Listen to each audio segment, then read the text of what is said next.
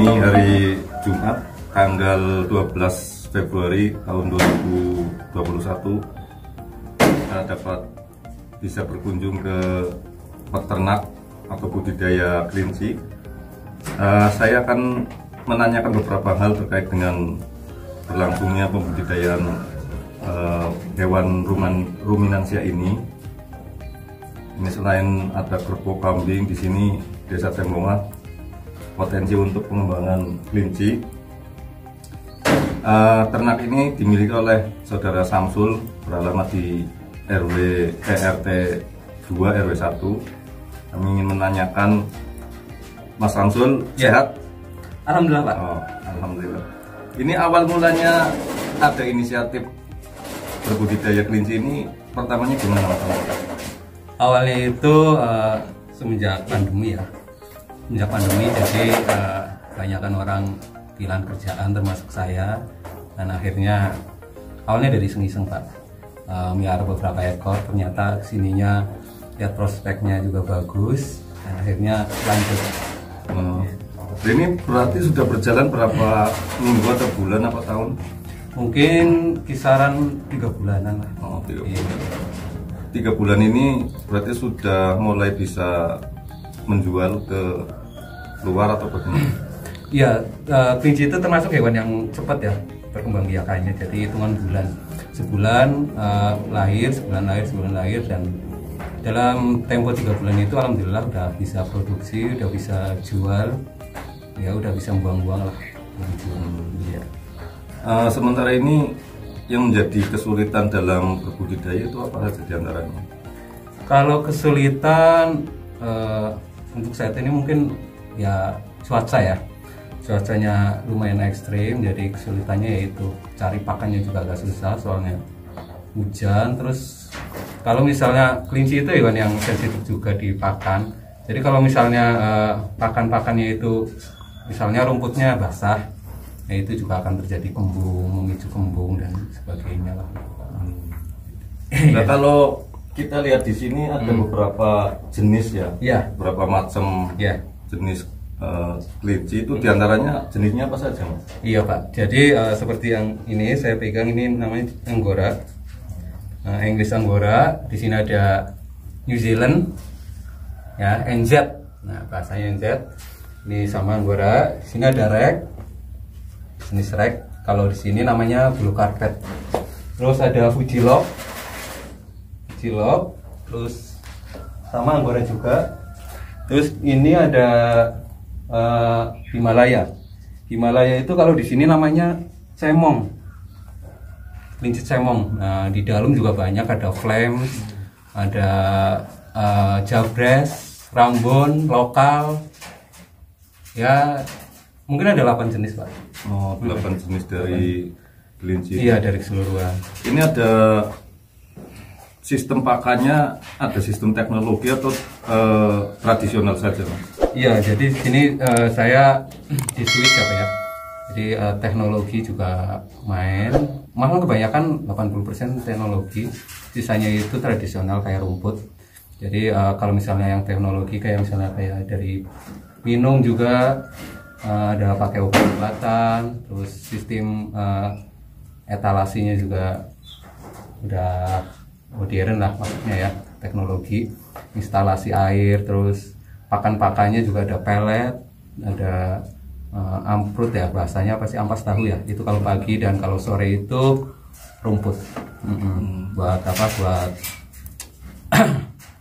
ya buat pendukung lah. Iya, mungkin usaha ini diperlukan modal cukup juga ya. Itu kira-kira dari sekian ratus kelinci yang ada di sini, awalnya bermodal berapa, Mas? Modal ya kalau misalnya kita pengen sekaligus mungkin ya, itu butuh lumayan sih, Pak. Dari kandang mungkin, terus jenis-jenis bibitnya, bibit kelinci itu lumayan harganya ya. Apalagi yang kayak misalnya kayak gini Mas Panggora ini lumayan harganya. Jadi ya kisaran antara, kalau buat awal-awal mungkin 7 atau 8 juta mungkin bisa lah. Tapi kalau misalnya kita dari yang sederhana aja, mungkin dari kecil-kecilan itu ya paling hitungan 1 juta 2 juta udah cukup. Nah, sampai sejauh ini sudah merasakan program pemerintah misalnya kayak kredit usaha rakyat ya, KUR, atau mungkin kredit-kredit pinjaman lunak yang lain atau belum? Untuk sementara ini masih mandiri sih Pak ya. Tapi ya mungkin kedepannya bakalan lagi ke situ lah, arahnya ke situ ya, untuk mendukung ya. Ya. Saat ini memang banyak program, diantaranya Supermi ya, super mikro, kredit usaha rakyat super mikro, ada yang kredit usaha rakyat biasa umum dan kredit secara umum. Ya. Itu mungkin bisa nanti bermitra dengan penyalur. Ya. Di sini ada kayak BRI, ada BNI, Mandiri dan sebagainya. Itu bank-bank pemerintah yang sengaja untuk mengangkat usaha-usaha kerakyatan seperti Pembudayaan kelinci dan sebagainya. Ini harapan kedepannya bagaimana, Om? Harapan kedepannya sih mudah-mudahan berjalan dengan lancar, terus bisa mengangkat ekonomi yang ya saat ini tahu lah ya, pandemi. Terus bisa menularkan lah, intinya bisa menularkan ke teman-teman di sini, mengenalkan dan lain sebagainya. Nah, terus untuk sementara ini apa sudah tergabung dalam kelompok-kelompok ternak atau masih sendiri gitu? Ya, kebetulan saya sudah bergabung kelompok ternak Tegal. Nah, di sini juga ada kelompok ternak plat G berarti Tegal ya. Terus Bala Pulang. Terus saya juga bergabung dengan Kelinci Pemalang. Itu ada grupnya. Nah, terus untuk menjalin link ya. Komunikasi dengan dinas terkait seperti dinas peternakan itu sudah ada komunikasi atau minta pembinaan pengarahan? Ya, alhamdulillah dari teman-teman sih seperti itu. Jadi kita kadang sebulan sekali ada seminar itu dari dinas terkait mengadakan seminar itu sebulan sekali Pak. Pemalang sebulan sekali, Tegal juga sebulan sekali. Gitu. Untuk berbagi ilmu dengan generasi muda, ya kawan-kawan ya, masyarakat itu sudah dilakukan apa bagaimana? Iya Pak. Selama ini dari kita mulai kita selalu open kandang ya. Jadi siapa aja yang pengen tahu, tahu sistemnya, pemeliharaannya kayak apa, pakannya kayak apa dan sebagainya, itu kita sharing di situ. Iya.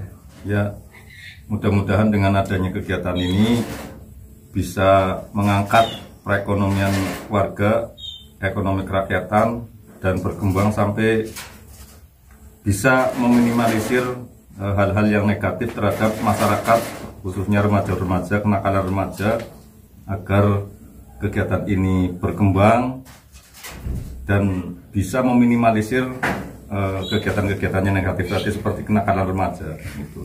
Amin. Untuk sementara terima kasih Mas Samsul atas waktunya, atas kunjungan. Siap. Salam sukses, semangat.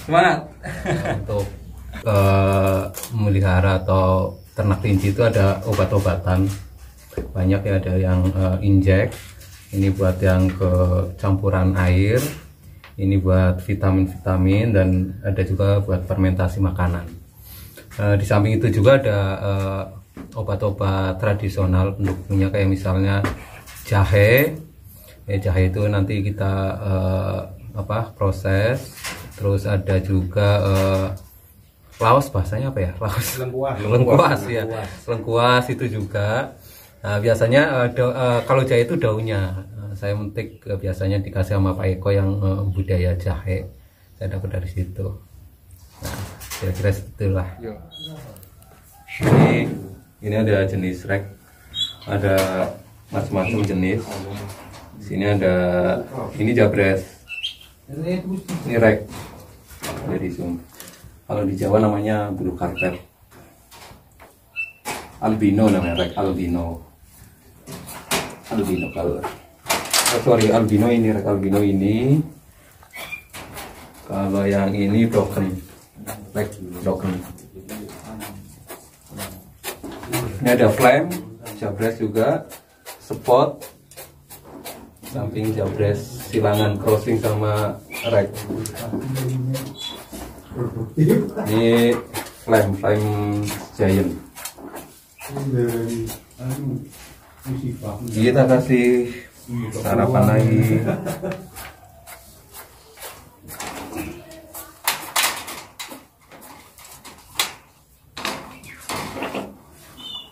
Oke, kita saksikan bersama bahwa ini merupakan salah satu teknologi ya. Ini dalam satu tempat tampungan untuk memberikan minum bagi kelinci semua yang ada di sini. Jalurnya ini berapa ratus ekor saja. Ini merupakan termasuk teknologi ya, teknologi tepat guna, yang mana kalau kita kaji ya teknologi sesuatu yang penemuan baru lah ya. Penemuan baru itu merupakan sesuatu teknologi, ini merupakan teknologi, dan ini konstruksi atau jenis kandangnya itu memang sengaja dibikin miring ke kiri, sehingga nanti pada saat kelinci ini membuang kotoran dan kencing, ini langsung terarah ke suatu sanitasi ya. Kemudian nanti di situ ada tampungan bak penampung untuk menampung daripada kencing kelinci ini, yang selanjutnya kencing itu nanti diolah menjadi sebuah pupuk. Olahan ini tentunya perlu fermentasi ya. Fermentasi itu untuk menstandarkan supaya kencing tersebut bisa dimanfaatkan untuk pupuk ya, pupuk kandang. Dan pupuk kandang ini jenis kencing yang sudah difermentasi ini cukup bagus prospeknya. Per liter bisa sampai 25.000. Bayangkan kalau sekian ratus kelinci per hari itu bisa berkilo-kilo, berarti hasil dari kencingnya itu cukup lumayan membantu ekonomi. Artinya kita tidak menjual kencing ya, tapi menjualnya jenis pupuk, sudah menjadi pupuk, sehingga secara syariat itu bisa dihalalkan. Artinya bukan menjual kencing tapi sudah menjual pupuk ya, gitu. Pupuk kandang. Nah, ini bagi para pembudidaya tanaman perkebunan kayak porang, kayak jahe dan lain sebagainya, ini bisa menggunakan pupuk kencing ini. Ini sangat luar biasa ini. Nah, ini kita lihat bersama bahwa konstruksi ini, kandang ini sengaja dibuat sedemikian rupa miring ke kanan, sehingga pada saat kelinci itu kencing itu mengalir ke sanitasi, kemudian di ujung sana itu ada khusus penampungan. Kemudian nanti dikumpulkan. Setelah terkumpul nanti bisa diolah dengan alat yang sederhana, kemudian menjadi pupuk. Ini merupakan teknologi tepat guna lah ya, jadi sangat luar biasa ya. Mudah-mudahan dengan adanya budidaya ini bisa mengangkat perekonomian warga kita, baik dari penjualan maupun pelestarian tradisi kita, terus untuk mengembangkan pupuk kandangnya. Nah, tentunya ini perlu perhatian dari dinas terkait, terutama dari dinas peternakan, untuk memberikan edukasi, sebuah edukasi supaya berjalannya budidaya ini bisa berjalan dan lestari.